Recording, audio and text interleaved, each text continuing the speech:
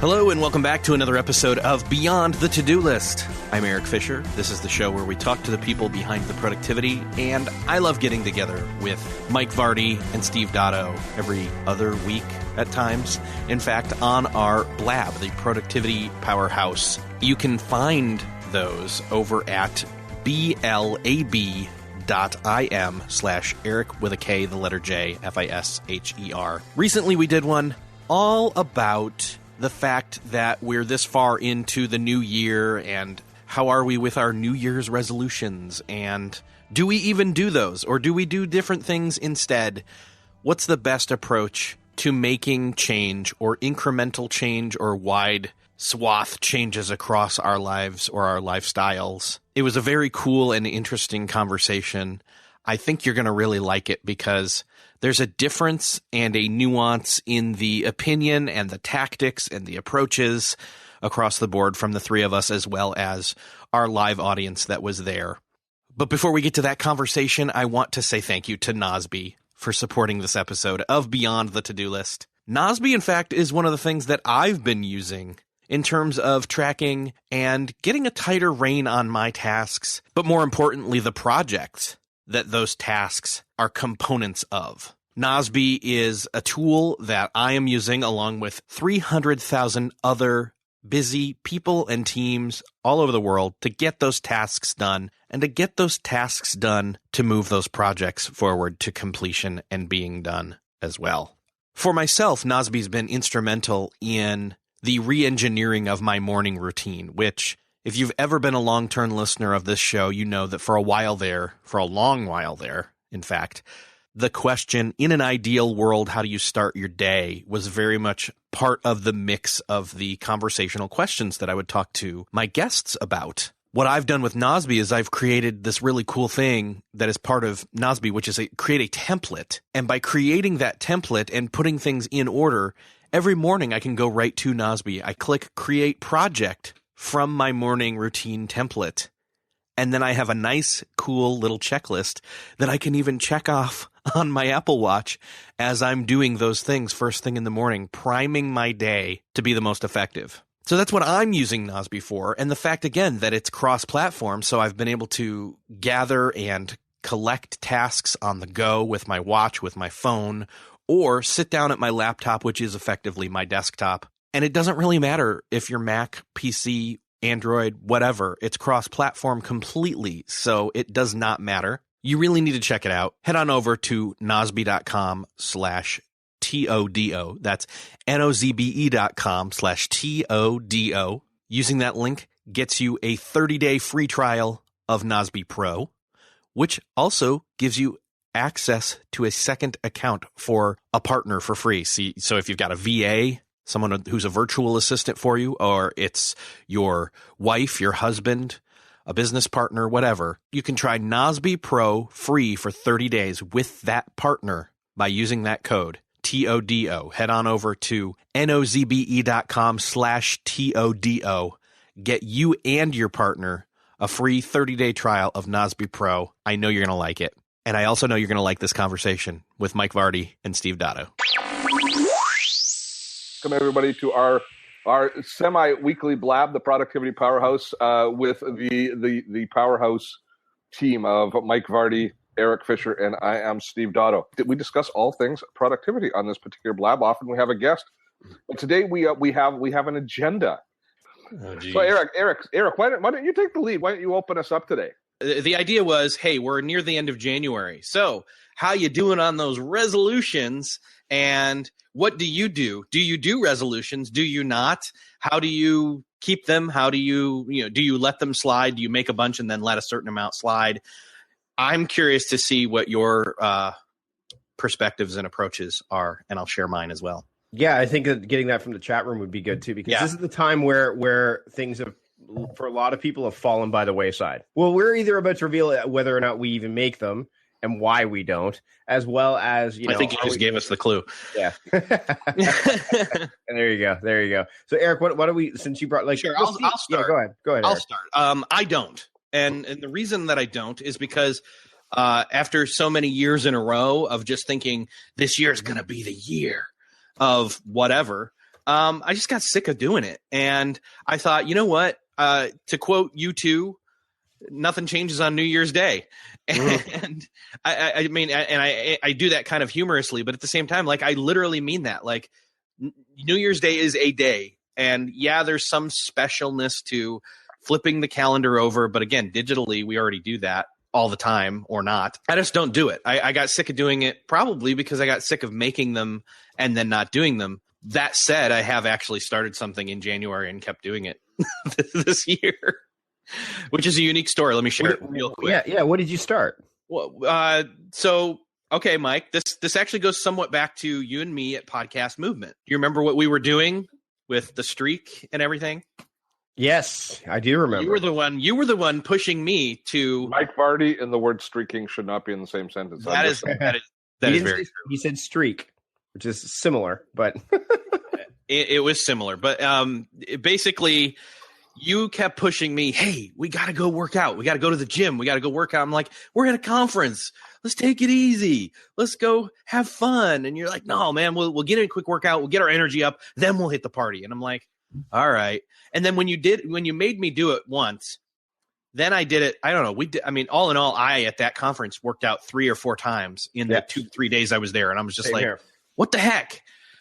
Anyway, with the standing desk, I knew that I needed to incorporate that as well. And I was just having a hard time doing it. And then the best workout place here in my town that you're not paying an exorbitant amount for is the YMCA. Well, I was going to join back in December 1st.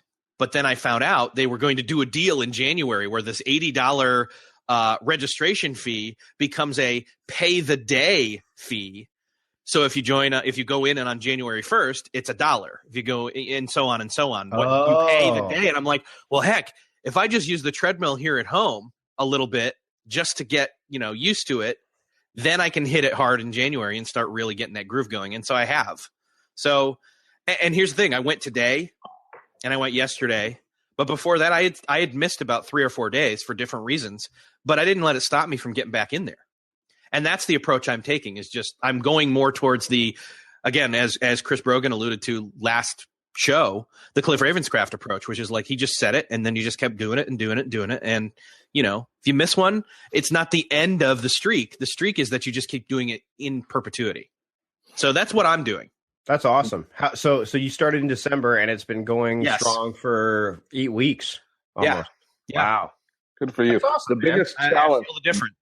The biggest challenge I've always had, and I pay money to go to a class to make sure I do it, and it's obvious because I have such a buff physique now. But the challenge point, for Eric, just a piece of advice, comes when you get sick.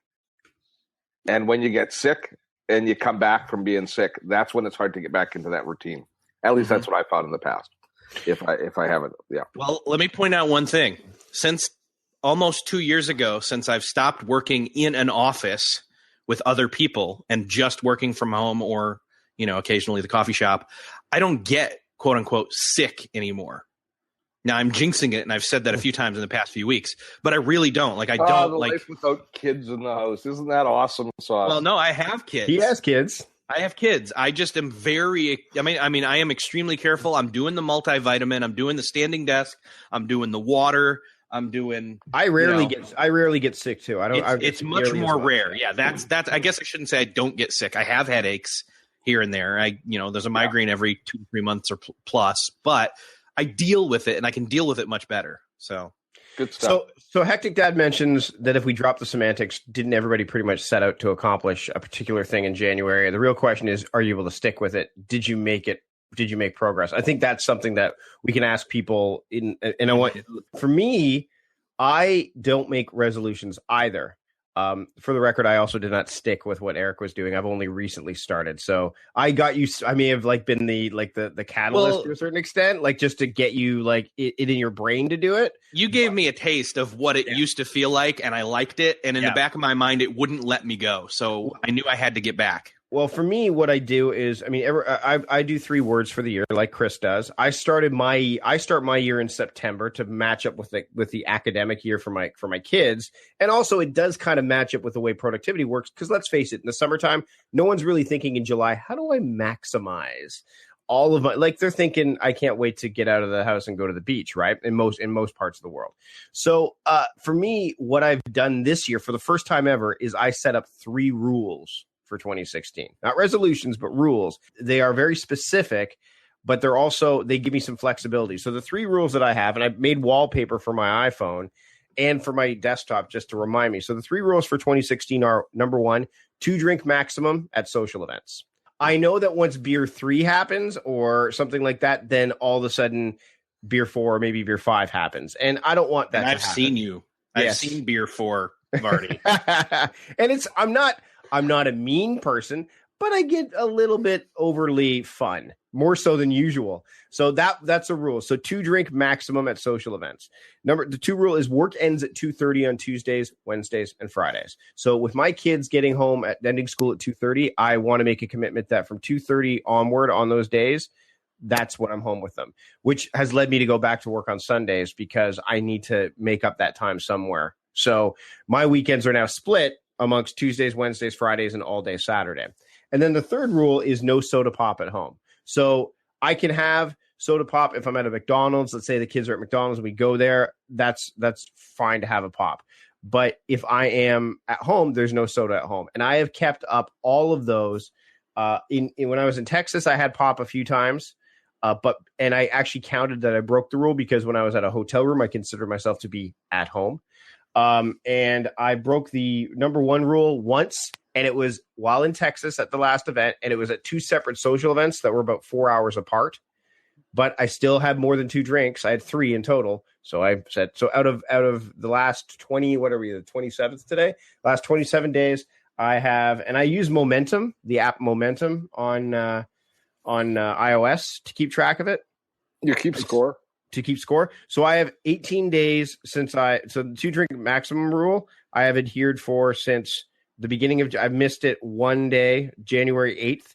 And the no soda pop rule, I have missed, I've missed about 5 days in total since the start of the year. I have a question about the app then. Yep. Is it a positive reinforcement that you're saying, yes, I did that? Yep. Or is it a no, I didn't do that? Mm-mm. I get to check it off if I did it. You're checking off that you kept a commitment. Yes. And the thing is, there's other tools out there like Way of Life. I'm pretty sure Hectic Dad was the one that told me about Way of Life too, or like that he uses it. Maybe he can mention it in the comments. I know that is either Hectic Dad or Clueless that said that. For me, I don't need all the data. I don't. I just need to know that it happened. I don't want to see, like, here's when, like, I just want it to be very simple. Yes, I did. You just want emotional reinforcement when you glance at it. That's it. So that's what I've done. I like the 3 rules idea because they are seismic to a certain extent, which means like I can have soda pop if I'm at McDonald's, or if tonight, Steve, if we're out, I can have a soda pop because I'm not drinking beer, and that would be fine. If I have, I can't have beer because I'm on this Whole30 program, thanks to Courtney Carver. Well, she influenced me. She was somebody that influenced me at my last talk. I actually want to hear more about that. We'll come back around. We'll come back around. But I think that having these as seismic rules really help. Like that's why I'm able to go back to work on Sundays. Is I looked at my work week and I said I'm only working right now about 28 hours. That's not nearly enough for growth. So is it okay for me to work Sundays? And my kids were actually like, please. Because you're around us all the time. So it's okay if you want to work on Sundays. I'm like, great. So I've gone back to Sunday and I've themed that day, as you would expect. I've called it Founders Day, which is the day where I do my review, I plan, I think about things that are related to the company. And then, the rest of the week is still the same. So that's what I'm doing now. I don't make resolutions. I make rules. And those 3 words still are catalysts for how I map out my entire year. And the 3 rules give me specific guidelines that I must follow. And if I break it, then I've broken the rule and I have to start all over again. You're in punishment. Eric, are you using an app for reinforcement for your workout regime? Here, hold on. Let me grab my phone. I shared this on Instagram at one point, but basically the fact that because I'm using the Apple Watch, that's the other thing that kind of fell in place. I mean, if you can see this, you can see all the there's full circles. So it's not as. What app is that? It's the Apple. It's for the watch, right? It's not the watch. It's the activity app that installs when you pair with a phone or with a watch. So it's only accessible if you have the watch. But, I'm loving the watch. So you wear the watch during your workout? Yes. And I set it. I turn it on and I say, what strap did you get? I'm not using, I'm using the Sport, just the regular Sport that came with it. So, and key point here, I bought it from Best Buy for $100 off the regular price. That was a key piece that pushed me more towards. Apologize. You don't have to apologize. It's not an apology. I probably wouldn't have bought it. Like you feel guilty about owning an Apple Watch. I don't at all. I'm really not rich. I'm really not rich. I just happen to have that. No, that's exactly no. But I really am not rich. Is the key point here? I only considered it because I found it for $100 less than usual, and there was a whole debate there. Now that you have it, would you happily have spent the extra $100? My mind is more towards the yes on that for sure. Okay. That's what I suspected. But you're an engager. You're using it. So is the Apple Watch, is the fact that you've got a digital representation of your physical commitment to working out, is that helping you? Because you don't want to see that blank? Anytime I'm looking at this thing, it's a reminder of how much activity I've done for the day. And it is a little prodding, to be honest. Mm-hmm. The only reason I mentioned this in the chat, the only reason I'm considering or have ever considered the Apple Watch is because of the activity stuff. That's it. It's a big motivation. But you can get that with I've been looking at the Withings ones that looks more like an actual watch, it's got an analog and all that. I've been looking at that one because it's A, 1/3 of the price, and B, it tracks sleep, it tracks activity, it's waterproof, which is nice. Which model is that you're looking at? It's the Withings. I'll look it up. I think it's the Withings Sport, but I'll look it up. And we have such limited wrist real estate. I don't know if I'd consider anything. If I'm going to go with a smartwatch, I don't know if I'd go with anything other than the Apple Watch at this point. Yeah, it's the Activite Pop, I believe, is the one that I wore a Fitbit for a while until the strap decomposed, and I liked it, or it completely delaminated. But I liked having it. I liked the feedback, and I looked forward to that little vibration each day that told me I'd hit the 10,000 steps. Although my partner felt that 10,000 steps for me is not nearly the same distance covered as others because I take very short little steps. The Withings is like $150 US, and it looks stylish too. But again, it depends if you're already that's the thing. If you're already part of the Apple ecosystem, do you want to just have everything that's there? It's you're right. Wrist real estate's an issue. If I ever buy one, then it's well, why don't I just get the Apple Watch? Because that way I can use it for notifications, for all that stuff. So it's on the. But I'm kind of waiting. It was a complete package type of thing. Honestly, there's a whole. I am going to do a follow-up to the podcast episode that I did with you, Mike, and Craig Jarrow, when we talked about the Apple Watch pros and cons. And he already had one. I was moderator / on the fence, and you were con, sort of.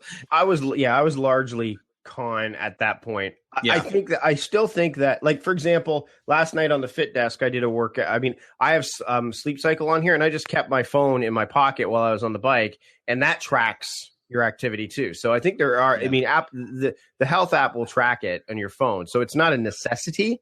But again, there is something about we're talking about wearables. Wearables has been long touted to be the new tech. So we should get into Steve. What Steve does. Yeah, Steve needs to answer the question. I actually, I always just look at a fresh start. I just try and enter the year with energy and to kind of have that break to kind of clear my mind of the minutia that I've been struggling with. Unfortunately, I find that as soon as I get into January, it's the minutia that drags me back of things that haven't been done. So it's kind of a frustrating thing. But I do not make New Year's resolutions. I do not disappoint myself in that way.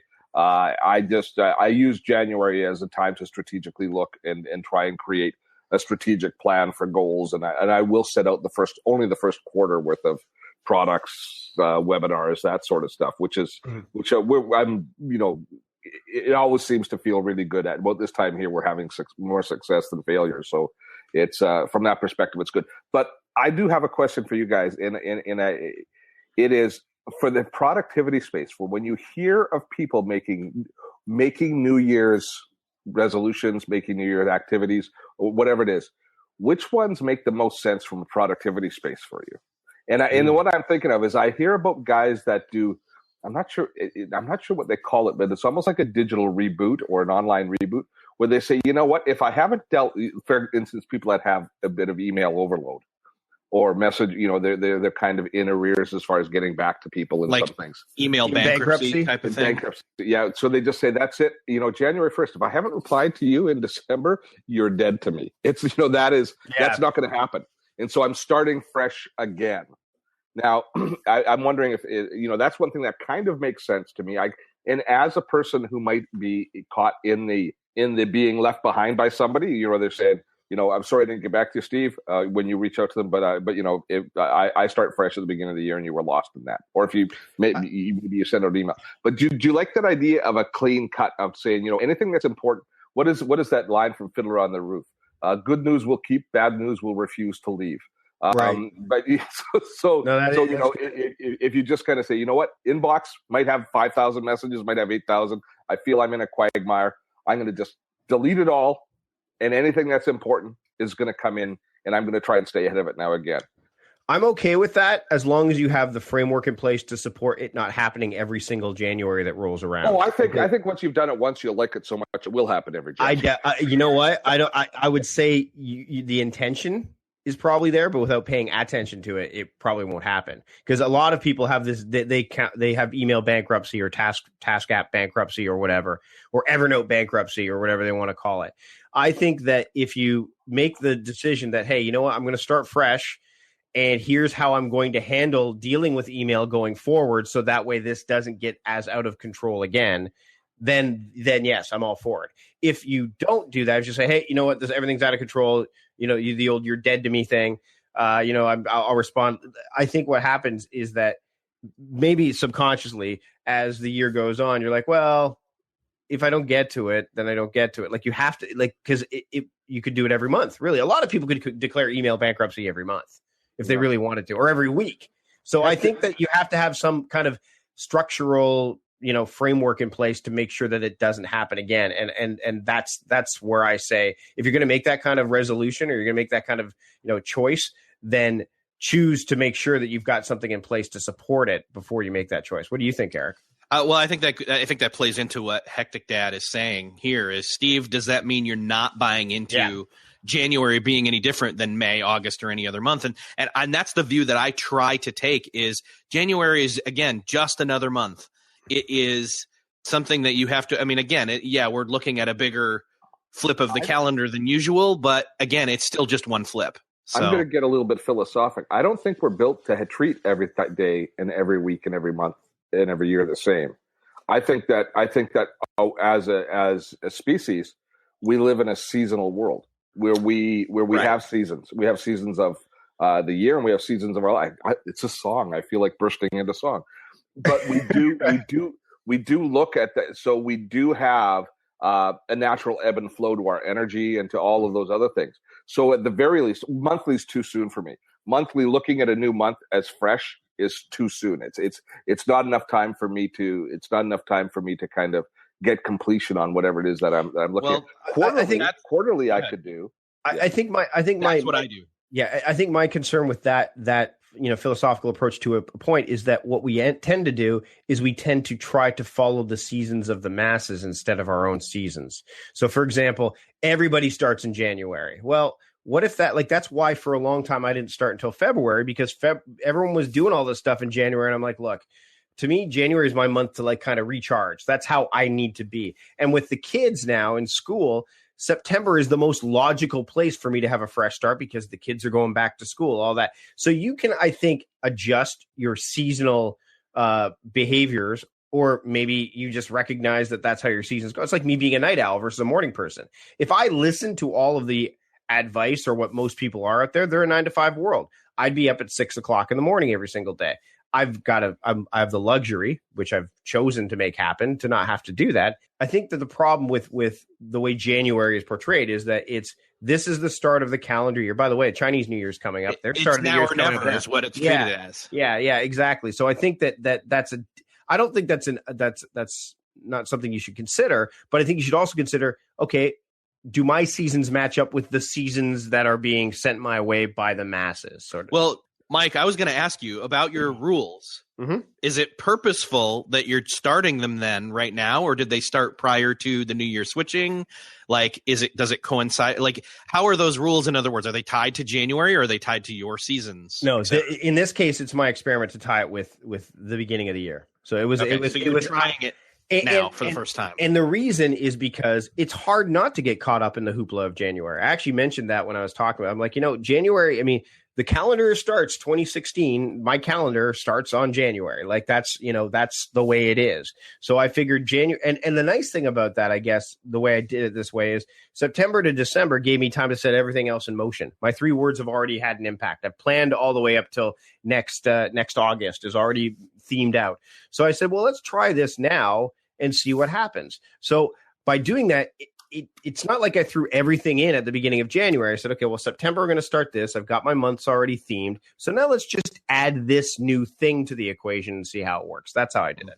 Yeah. Well, that plays into Ken's question here. Is one of the aims of these resolutions to do them long enough that they become habits and you don't even have to monitor it, really? I'll say for me personally, like I'm not thinking about, oh my gosh, am I on track that I'm working out every day? No, that's not what this is about. It's like, I am literally taking the Cliff Ravenscraft bent of his rule is, if he had a rule, his rule that he did for a year plus now and lost over 69 pounds. And that's just losing, not to mention the muscle he put on and the health shape that he's changed into, was he's going to work out 6 days a week for the rest of his life. Yeah. So in other words, he's not putting okay, I'm going to try this diet thing on him. He's saying, no, complete 180 from this point forward. Today, the trite saying, today's the first day of the rest of your life. But having that perspective, I think, changes things, doesn't it?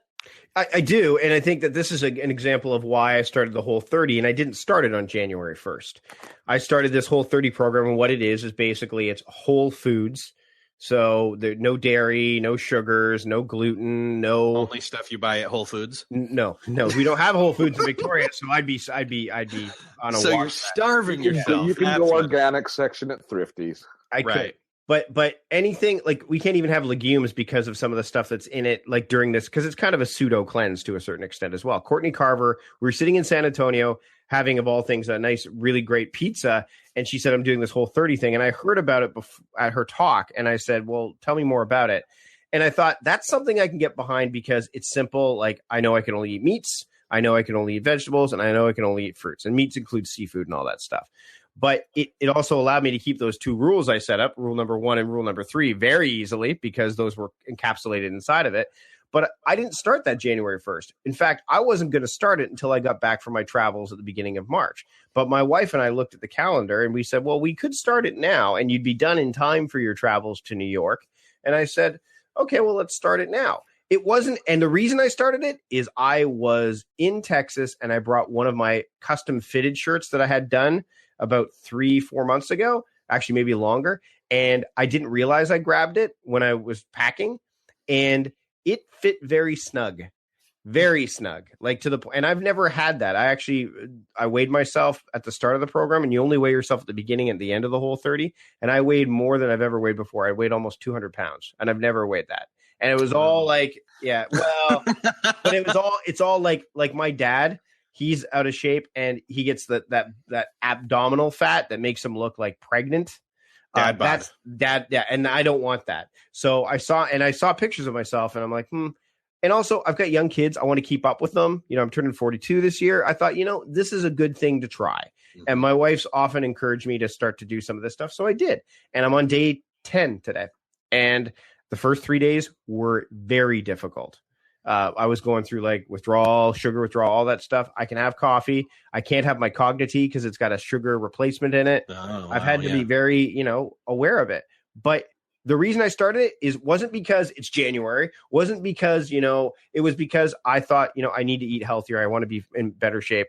What better time to start that? We strategically picked the time because if it wasn't now, it would have been in March, and we had 30 days. So that's why we picked it. And that's it. Like, I think that you can make those decisions and It doesn't have to be January when you do it. You just have to have the proper intentions behind it, and then make sure you pay attention to it. Like it was mentioned earlier, resolutions or rules or decisions or whatever you want, they're intentions that you need to pay attention to until you don't have to pay attention to them anymore because they've become habits. Well said. And hence I was trying to, I was just like, wait, I got to get it. I got to go do some more physical activity. I feel better when I do it. And I was thinking, well, let's just do it now. Why wait till January 1st? But then the opportunity to save $80 showed up, and I'm like, all right, cool. Why not? I'll save 80, and I'll save the 1 month membership fee.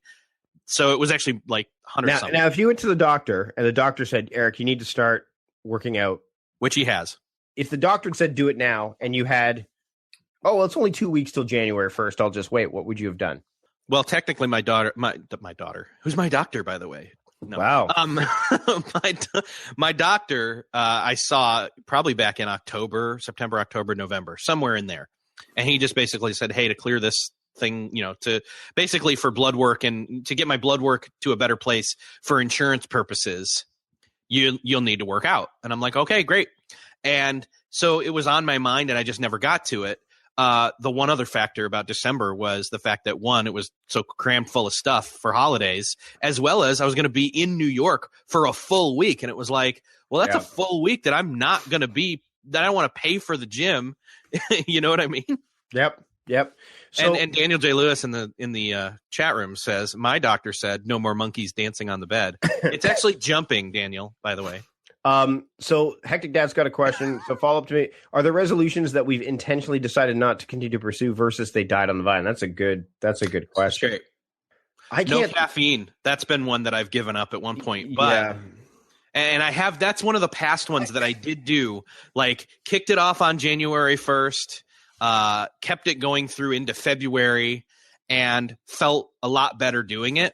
But then needed to do it because I was working a second shift job. And I think that this is why I go with rules over resolutions. And I know there's the people are saying, "Oh, those are semantics," but rules are. And I mentioned this in the chat. Rules are it's like getting like when you go to the job when you have an office job. Like these are the rules of the office. Don't break the rules of the office. Versus resolutions, which are like they're not. Well, I resolve not to do that. Like I'm going to try not to break the rule. I can't guarantee that I'm not going to steal someone's lunch, but I resolve to make an effort not to do that. So rules to me, that's just how I identify with them. So, I mean, to say a resolution, the one I've always broken is no more pop. That's always been a resolution that I used to make when I was making resolutions. I'm not going to drink pop anymore. And that absolute was very dangerous because I would then go, oh, you know what? But I got a Soda Stream and it's got less caffeine in it and it's got less sugar. So I'll just have Soda Stream. And then what would happen is I'd buy a lot of Soda Stream and it wasn't as expensive. So I'd have like a bottle of Soda Stream per day. And I'm like, well, is that much better? Probably not. So to have these seismic rules, which again, and I call them seismic because again, we live on a earthquake fault, but I like the fact that they'll shift under if there's a lot of pressure and the foundation shaking, they don't fall, they don't collapse like a house of cards. You're like, okay. So again, if I've said no pop at home, which means if I'm, out tonight with Steve, I can have a pop and I'm not, well, I can't this time, but if I'm out at McDonald's with the kids and say we have to have, we're going to take the kids to McDonald's, I can have a pop. Because that doesn't break my rule. So I think that's why. So when I've intentionally decided not to continue to pursue them, it's not that they've died on the vine like soda pop. It would be like, oh, well, I've got a Soda Stream now, so I'm not going to have any more Pepsi or Coke because now I've got the Soda Stream, which is kind of a big cheat. So I think that's kind of how that's worked out for me. What about you, Steve? I like the idea of the rules that Chris was talking about last time, but I'm wondering about the difference between a resolution which is negative, I will not do this anymore, and a resolution which is positive, I will work out. Oh yeah. Well, I think I want to always opt to go positive. Yeah. Yeah. Because I think when you're anyway, and Mike, that's why I was asking you how you were positively tracking your not doing certain things. Yeah, because my rules are no. They're all no's. They're all stopping something. Yep, and I think that's the difference also between rules and resolutions. Like, do not do this. Do not like the 10 Commandments. do this or don't do this. Like they're very absolute. Like do not tell a lie. Do not like. I think that those kind of things have power. But my positive stuff are the 3 words that I choose, which are, does this promote health? Does this promote, like that's where I think the positivity comes in for me. What are your 3 rules again? The one is the no soda pop. Number 1 is two drink maximum at social. 2 drink maximum. Okay. At social events. At home, at social events. At home, I can go crazy. You can have 8 beers, but no pop. And actually, but no pop. 2 work ends at 2:30, which again is a no more work after 2:30. That's the way it works for me. And number 3 is no soda at home.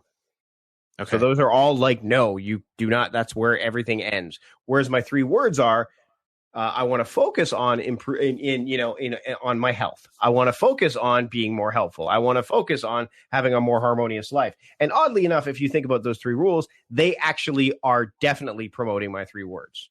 Yeah, they go that direction. Yeah. And I think that's the thing is often we hear, and I'm curious to get your take on this, is that if you're going to go the route of a no and you're removing something and that's your quote unquote rule or resolution, that you also want to fill it with something else. You know what I mean?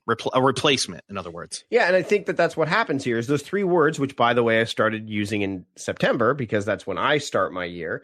Those kind of were already fully entrenched into what I was doing around my decision making. The 3 rules are just like, hey, these are rules that you've set, and they are definitely, they benefit you. They benefit those 3 words. Like the health one. Well, there's no soda pop and the 2 drink maximum definitely are benefit health, as well as create harmony. To be honest, and same thing with being out of work at 2:30. It's helpful. And it's great for my life in terms of harmony because I'm with my kids more often. So I think that's why those work for me. And right now, remember, we're only a month into the new year. So who knows?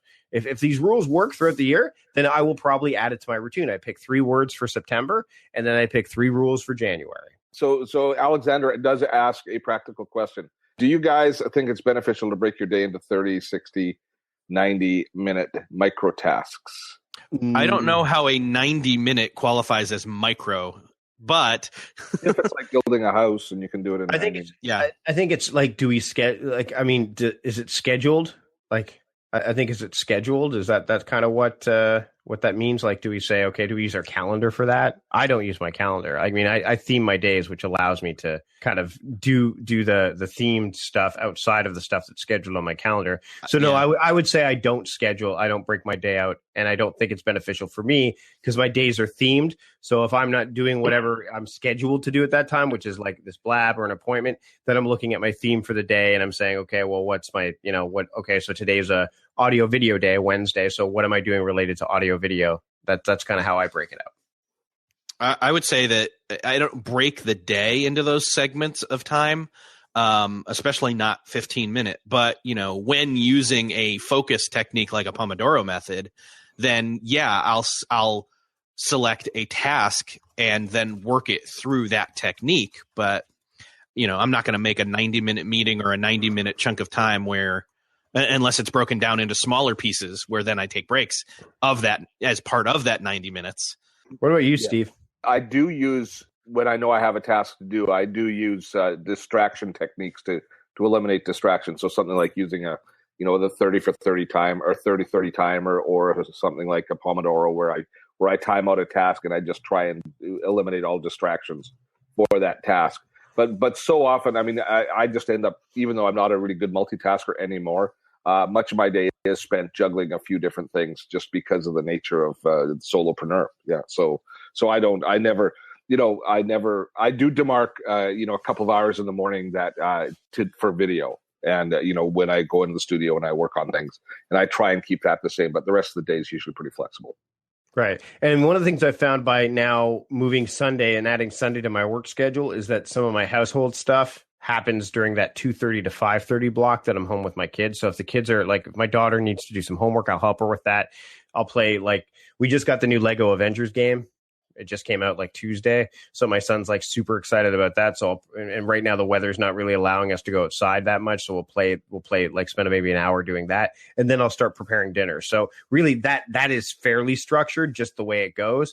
But in some cases, it's like, hey, kids, I'm going to do the dishes or let's do some stuff. Like, so household stuff tends to fall into that realm, but I'm doing it with my kids. So it's family time. So I think that sometimes it just falls into a structure just because of the way that once you involve other people. And that's why some people say when I was doing my talk a couple weeks ago, someone said, "Oh, I can't do that because I'm not in control of my schedule. So how can I theme my days because I don't have, I'm working with other people." Well, I mean, there are going to be instances where you have to do what other people are doing at that time, but it's when you don't have that, when you have that solo time to yourself, instead of getting into this position where you've got, okay, I've got this time block scheduled to do this specific task, to say, okay, what do I need to do now? Well, today's Monday. Monday's writing day. So what writing should I work on? That kind of thing. Yeah. I've actually had a themed day for the past 3 weeks now on Monday, where it's kind of easing back in to the work week. Mm-hmm. And a friend of mine is a remote worker like me for a completely different thing. And so we both go to the coffee shop and we co-work together.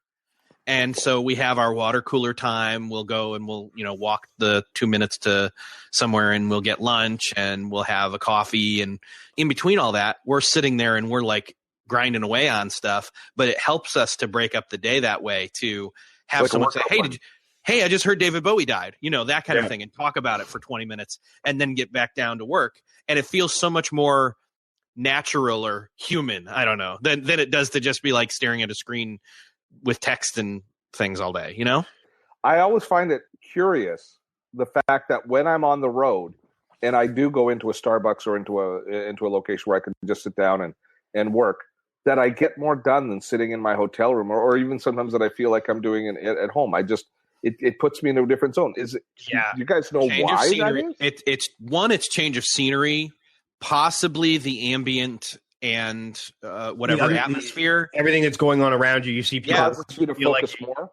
Yeah, or you feel like you need to join up with, like, they're all doing work, like, well, I better do some work, even though that's not something that you think about consciously. Subconsciously, you're like, or you say, I'm going to the cafe to work, right? Like, even though you don't say I'm going to go do that, that's kind of what happens. I mean, I actually find in hotel rooms I get a lot done, but that's because it's the only time when I'm on the road that I'm by myself and there's no one around.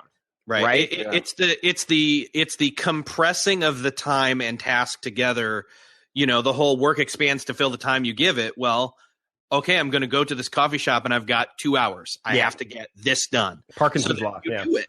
Yeah. Because airplane time has always been. Yes, I was going to just say. That's the other one. Yeah, airplane time, I throw on my headphones. No one talks to me, and I am writing or reading or doing whatever. I don't even buy. I mean, I think I can count on every trip. Maybe I bought internet once on the plane because there was something I needed to. I rarely do that. I'm like, okay, you know what? But I know you drink pop on the plane, Mike. I've had in the past, and yes, you're right. The odd beer, and I have had the odd beer, but that was before the whole 30. Let's get to Laura's. Well, it's not home and it's not a social occasion. This is true. Let's get breaking any rules. No, I'm good. Exactly. I'm like that employee that looks for things like the end around for. Hey, look, man, I wasn't at home. Loophole. Yeah, exactly. Laura asks, do you set up rewards for yourself when you accomplish certain stages of your goals, etc.? I do, but my partner never agrees to the goal. The reward. I'm just saying. I think when I check off the things in momentum right now, that's about as close as I got. Or when I cross off, like when I was doing journaling every day, it's now become a habit to cross off my calendar. But that's after I do a journal entry. So I think they're like little mini rewards, but they're not like you can have a beer because you wrote those 1,000 words, or you could have, a piece of cake or whatever. Like that's what some people do. I don't have those anymore. I can't even remember when I did. So no, I wouldn't say I do. What about you, Eric? Gosh. Well, for me, one of the my Apple Watch, Hectic Dad said Apple Watch is going to be his for specific goals in January and February, and that's motivating him. Mm-hmm. Well, I went the other end of it. I said, and my wife really liked this idea. I said, hey, I was kind of thinking about the Apple Watch for the fitness and other things. Got a promotion that was significant in December. I said, I kind of like to have I got a promotion thing. And she was like, if you can also add that as, hey, that's my Christmas gift to you, then you got a deal. And I'm like, all right. But now I love what happens when you get married and that's something like, it just becomes like we used to be our own boss. So here's the thing. I pre-rewarded myself. And because I knew the nature of the thing was going to carry me through, and quote, playing with the tech toy was going to get me somewhere by using it, and it has. For me, I'm going to sound like Steve Jobs. The journey is the reward, but most of my tasks are focused on something building either with my community or with my business as far as revenue. So if I look at a video that I post, if I do a good job on the video, to me, the reward is the engagement in the video. Yeah. And when I accomplish a task like launching a product, the reward is looking in the PayPal account. So I'm very motivated from those things. But I'm lucky that the business that I work in has tangible results to almost every activity that I participate in. Does that make sense? Right. Yeah, and that does make sense. And for me, I mean, I think the same thing kind of happens, I mean, I'll see somebody respond to saying, like, hey, that was a really great newsletter or whatever, like those. But I'm going to do that stuff, I think, anyway. I just want to make sure I do it well. So for me, like these other things that are related to like my kids, being able to play with my kids, those kind of rewards without, getting short of breath, those kind of things are rewards unto themselves. So I think that for me, it's a little bit different. What about this? Actually, Dad asked, will any of you set goals, resolutions, whatever for February? And what are they? I'll answer quickly for mine. Mine's to work on the Night Owl book proposal because that's my theme for the month of February. The rules will still stand fast, and my 3 words are still propelling me to. But that's my theme for February. So that's how I do. And every month has a theme except for June, July, and August this year because those months are the ones I don't theme. What about you, Eric? Mine isn't going to go with a hard set, okay, cross this line and then things change motif. I've already been looking at, okay, cool. I love how I feel when I'm done working out. And that's a reward right there. I forgot to mention. How do I make sure that I don't not go? Is there, what are the main causes? As do I squeeze too much time in? Have I not blocked it out on the calendar, et cetera, et cetera? And I've already been analyzing and removing the roadblocks or the obstacles to that happening. So, have you created? Do you listen to podcasts or do any professional development work while you're working out? I cannot listen to a podcast on a treadmill anymore because it doesn't get me motivated. But I will listen to music, and I will listen to music, and that's actually something that's rewarding because I hardly ever get to listen to music in general anymore anyway, and just enjoy it. So there's that. But also I listen to a podcast on the way there and back as I drive. So I'm actually fitting in extra podcast listening time again now, finally, too. I'm listening to books and stuff when I'm walking around. So I go for a walk every Sunday morning. I have music for that. But then when I'm on the Fit Desk or something like that, I actually have an Audible account and I put the sleep timer on. That's when the book stops. That's when I get off that's when I get off the bike because Audible has a sleep timer on their app. So I'll set it. Initially, I was setting it for 30 minutes. And now I've gotten to the point where I can set it for 60.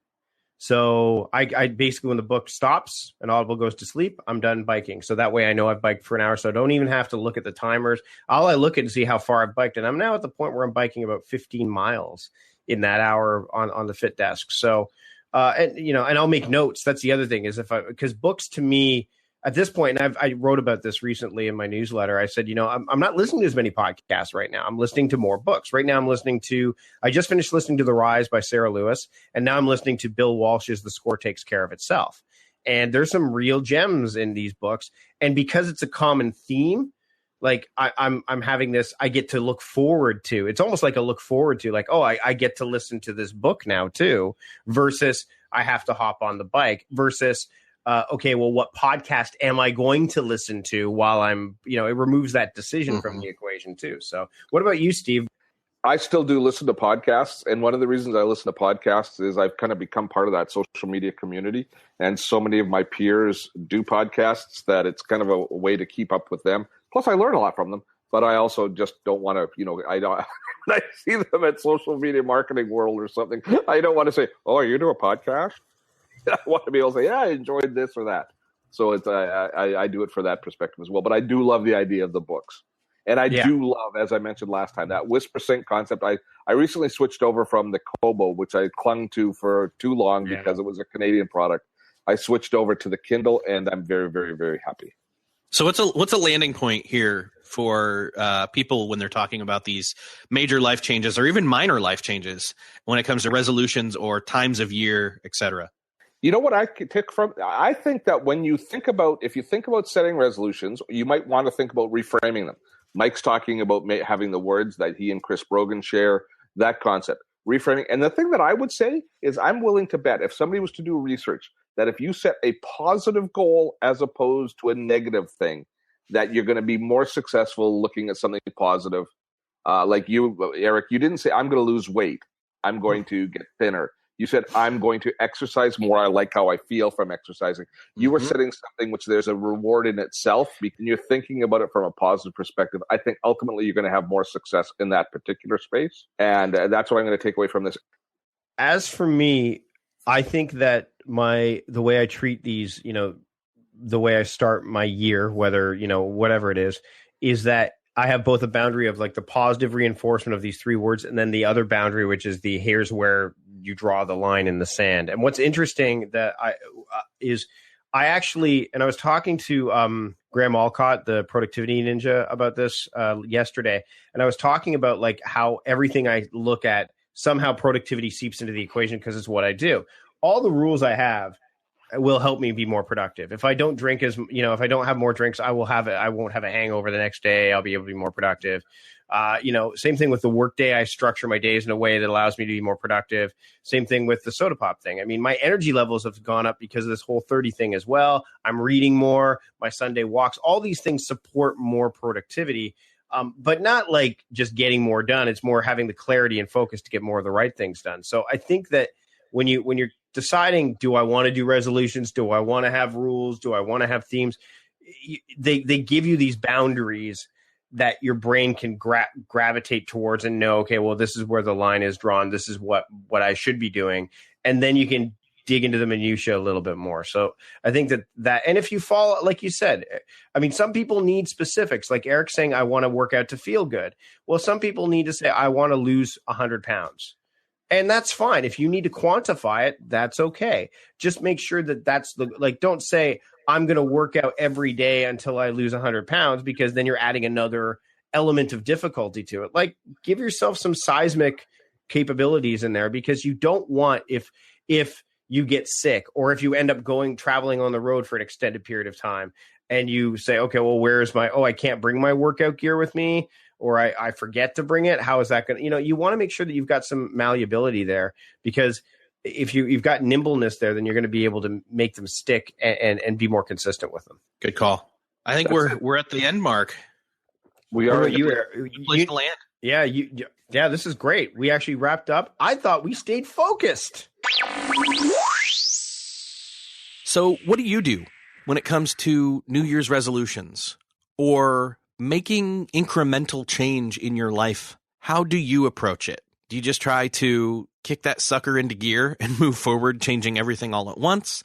Do you say, I'll move seasonally and I'll make changes for now? Or do you swap things out? What do you do? How do you approach it? You can find the show notes to this episode over at beyondthetodolist.com/125. And you can leave a comment there about what you do and how you do it. I would love to have more of a conversation and a dialogue with you about that. Thanks again to Nosby for supporting this episode of Beyond the To-Do List. Make sure to go grab your free Nosby Pro account for 30 days for you and your partner.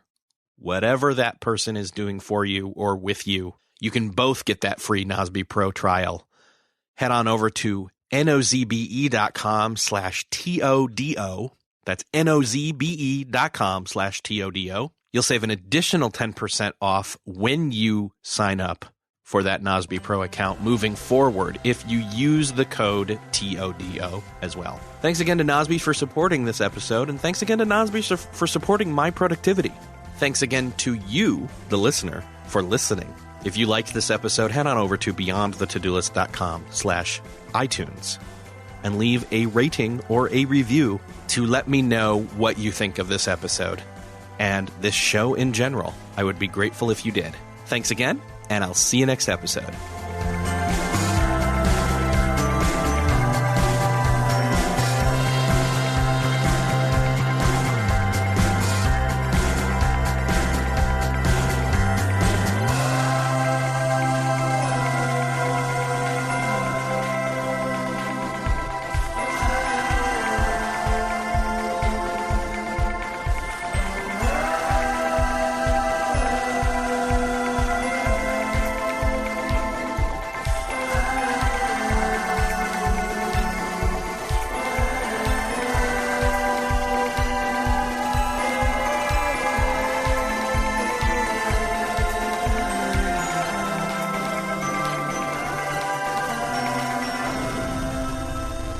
Beyond the To-Do List is a proud member of the Noodle Mix Network. Find more of our award-winning and award-nominated podcasts to make you think, laugh, and succeed at noodle.mx.